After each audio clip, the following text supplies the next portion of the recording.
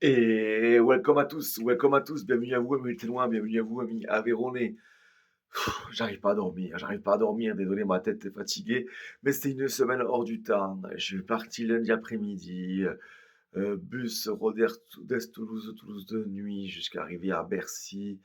Journée, soirée, match incroyable, dormir chez le pote d'enfance.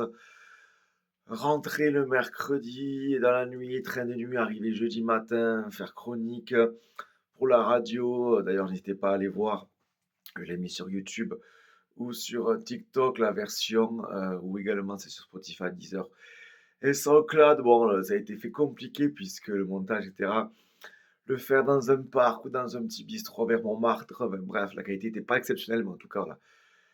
J'ai pu voilà, faire des interviews de supporters, leurs réactions, et ça c'est le plus important. Et là, on repart demain en bus et vous viendrez, vous serez là, au chaudron. Je sais pas, c'est une semaine hors du temps, les gars. Je sais pas quoi dire de plus. J'ai l'impression que, je sais pas, j'ai une tête fatiguée. En fait, je suis décalqué.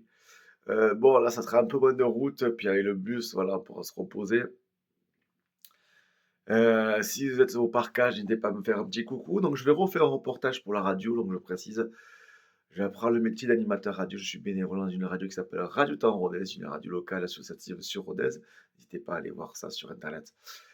Et voilà, j'apprends le métier. Je suis également pigiste pour un média qui s'appelle 12 Actu, où je reviens sur les matchs à l'écrit.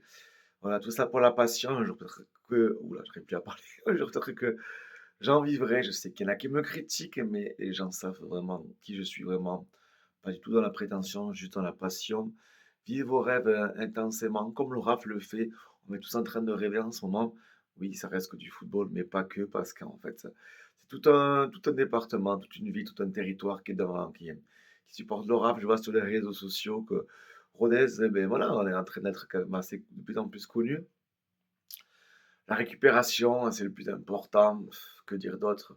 Ça va se jouer au mental. Alors, j'ai un scénario, les gars. J'ai un scénario, vous me dites ce que vous en pensez, petit pronostic en même temps. Je sais un petit peu tout, hein. Heu,